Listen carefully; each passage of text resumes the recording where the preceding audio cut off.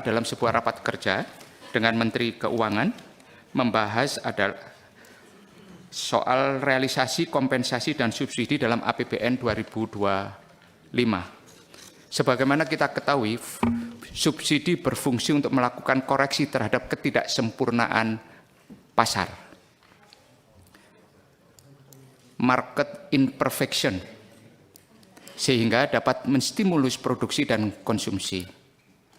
Negara hadir untuk membantu rakyatnya dalam jumlah yang sangat besar. Untuk tahun 2025, subsidi dan kompensasi yang dialokasikan 309 triliun.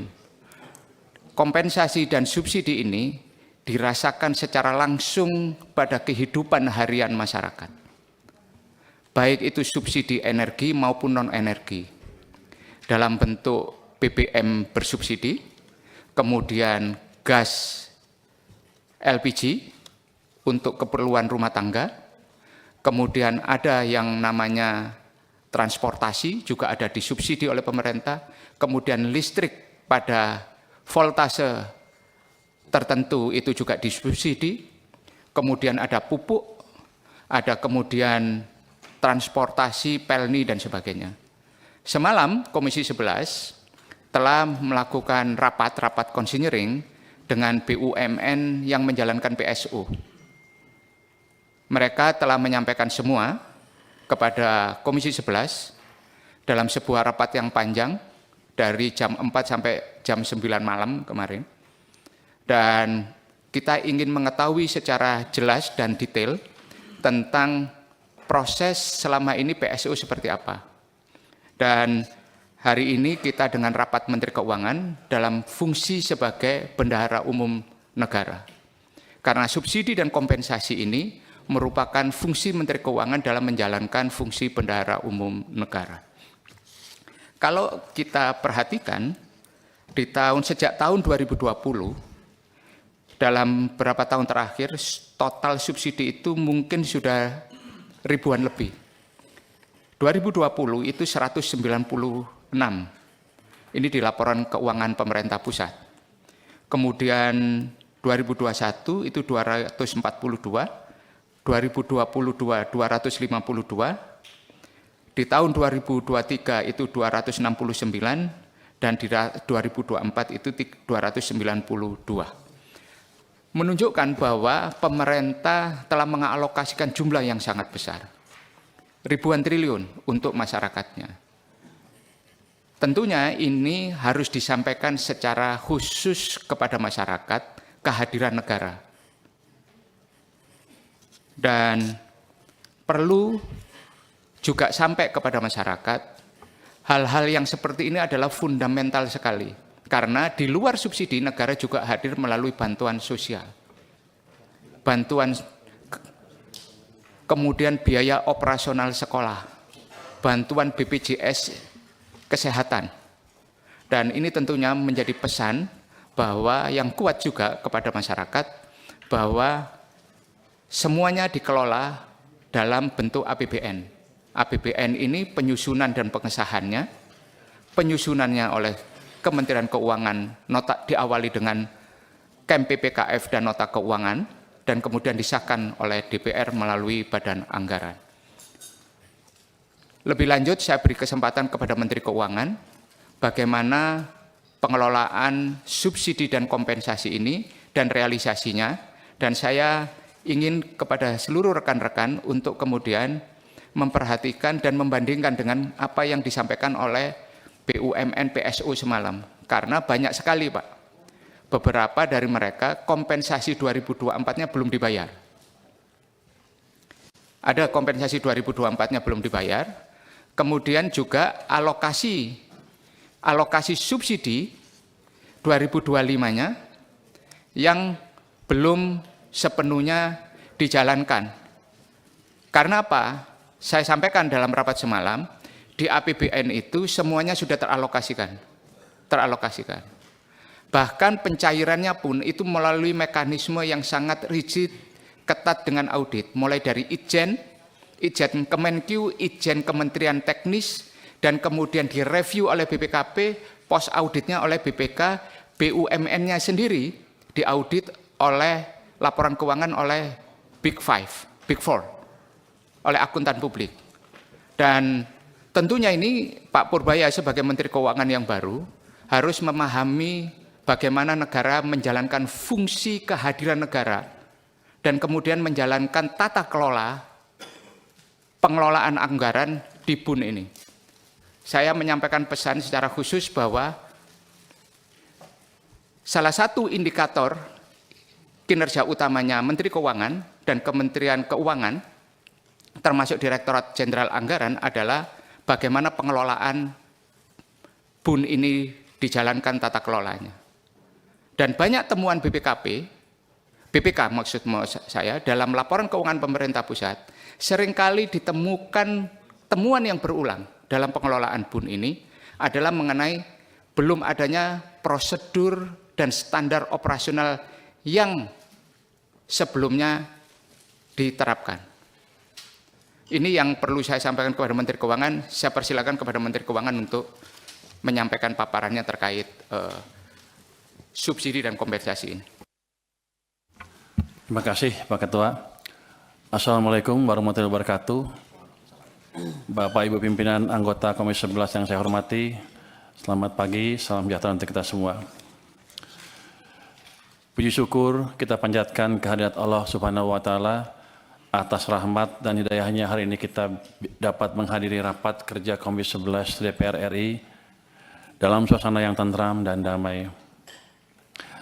Pada kesempatan yang baik ini kami akan menyampaikan tentang perkembangan realisasi subsidi dan kompensasi dalam APBN tahun anggaran 2025. Tapi mungkin karena saya waktunya agak terbatas, saya akan agak singkat sedikit ya Pak. Cuman saya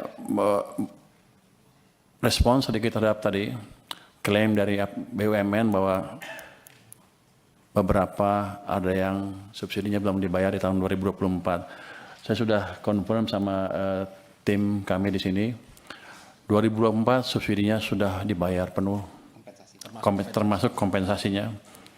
Yang terakhir bulan Juni ya, yang untuk Pertamina dan PLN Juni. Jadi harusnya sudah clear Pak itu. Saya nggak tahu kenapa belum masuk ke rekening mereka.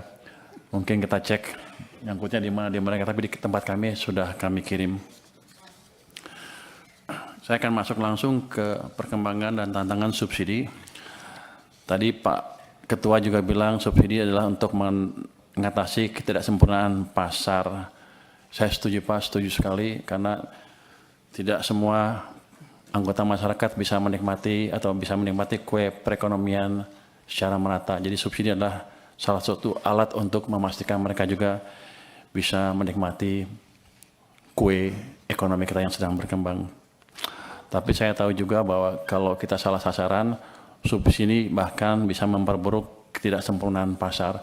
Itu yang kita monitor terus ke depan. Jadi nanti BUMN juga harus lebih hati-hati kalau menjalankan subsidi, jangan sampai menimbulkan tadi ketidaksempurnaan di pasar kita sendiri. Relatif tingginya Ketua, bisa interupsi. Silakan Pak. Pak Menteri, sebelum maju lebih ini, tadi malam kita rapat sama BUMN itu sampai hampir jam 10 malam. Dan datanya itu data terakhir, bahwa mereka masih punya tunggakan. Nah ini harus dibuat clear dulu. Jadi mana yang benar ini?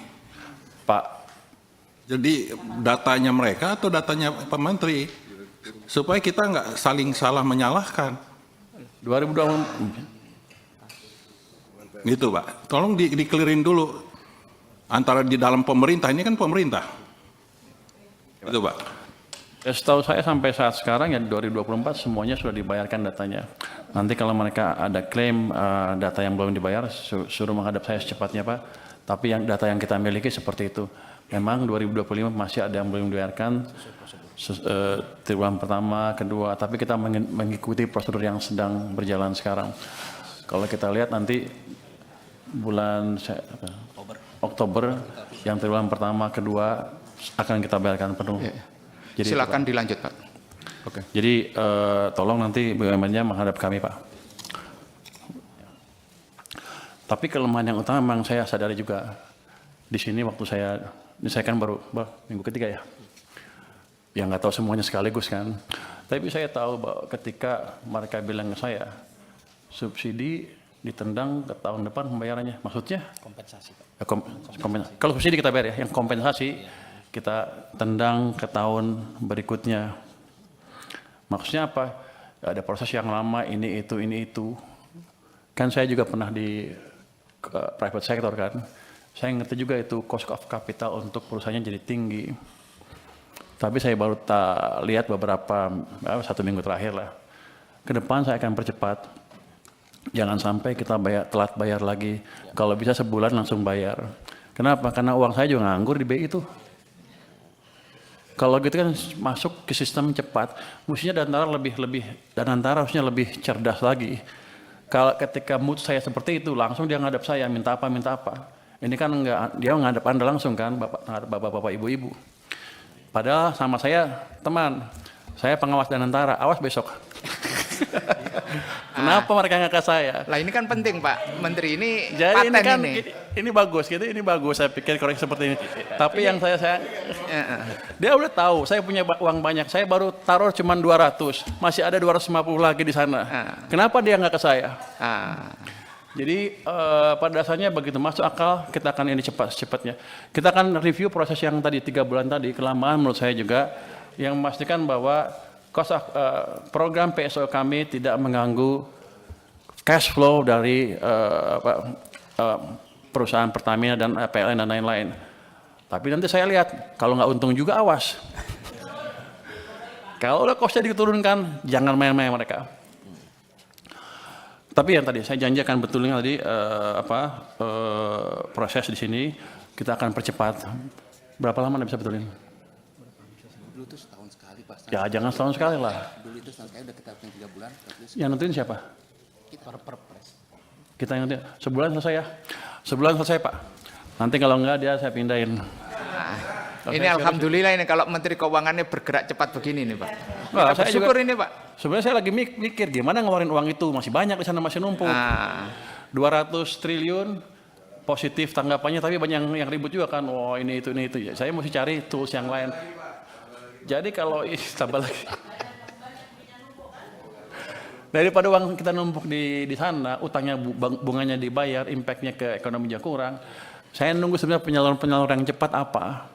Makanya saya sisirkan tuh kementerian-kementerian. Saya ancam yang nggak bisa sampai Oktober nanti kalau Anda nggak bisa propose dengan clear seperti apa sampai akhir tahun, saya ambil uangnya. Nah kalau Danantara punya tagihan seperti ya langsung ngadap saya harusnya. Nanti saya tanya kalau rapat saya sebagai apa? Pengawas Danantara. Awas ya kan.